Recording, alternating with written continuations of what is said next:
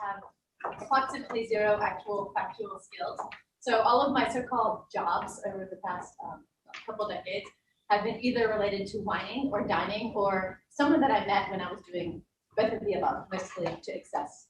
So I've been, I've been a waitress, I've been a hostess, I've been a very inept dishwasher. I actually, for the last 10 years, have been running a business related to whining and dining. So shout out to all the Survival Sheet members out there. Thank you. And I actually, once at 19, I got my dream gig, which was to be a dessert sous chef in the south of France, which lasted about a day and a half. And then there was an unfortunate incident involving the creme brulee torch. We won't go into that here, but it was ugly. So anyway, nonetheless, when Anna asked me a couple hours ago, she said, you know, somebody dropped out, I'm desperate, can you tell a story? So here we are. I hesitated which dinner to talk about, but then I said, okay, I settled on one. This is 2009. We're at the Capella here in Sentosa. So you guys know the drill: Sentosa, caviar, champagne, high rollers. Of course, I'm where I belong, at the VIP table. Small detail, I was not in a dress, I was in an apron, and I was actually clearing dishes, serving drinks, and I was supposed to be selling raffle tickets.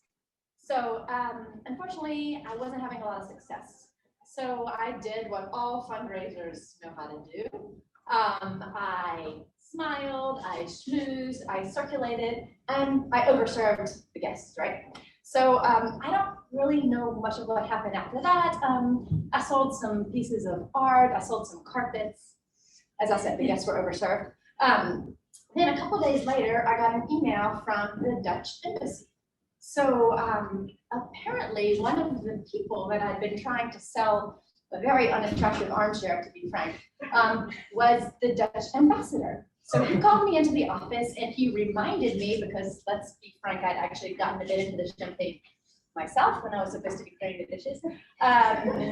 He said, you know, Virginia, I felt like we really connected because we talked about our time in India, we talked about our time in Argentina, we talked about our shared passion for sailing. Then I was like, to be clear, my shared passion for sailing, like my parents have a poster of a rowboat in one of our bathrooms, and I like boat drinks. That's about where the passion for sailing is.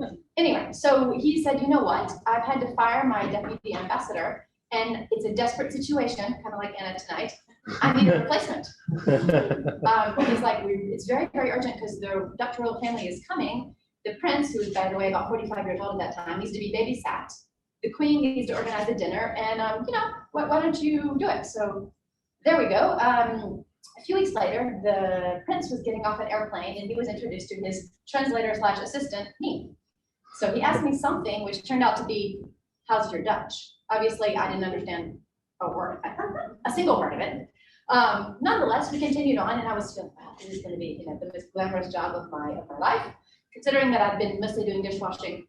Not really a stretch.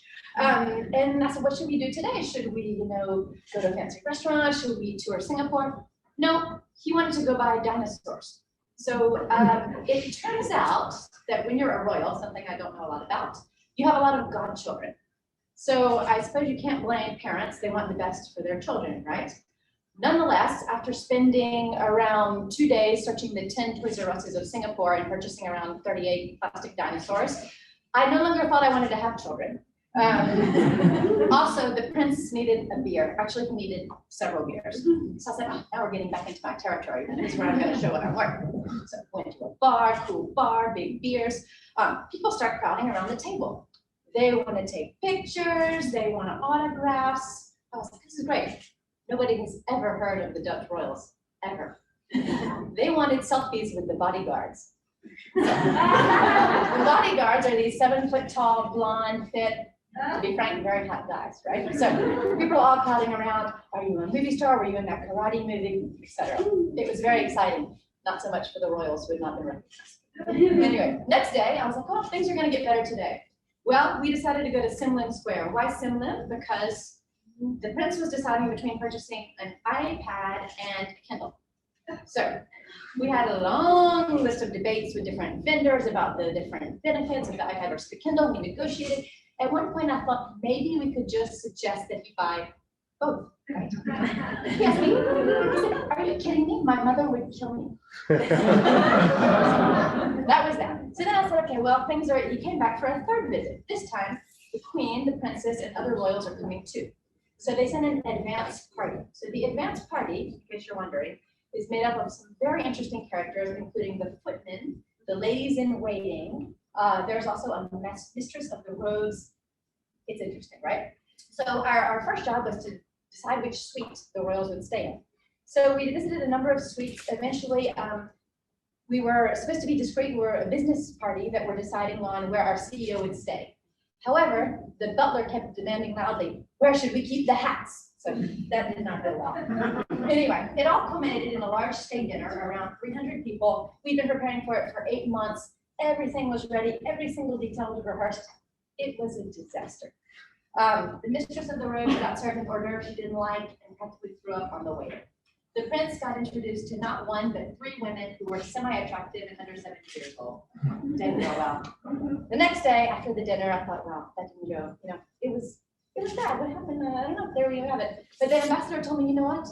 I consider it a success because we did what we always do. We schmoozed, we smiled, we circulated, and we overserved all the guests. He told me I've already gotten 100 thank you emails.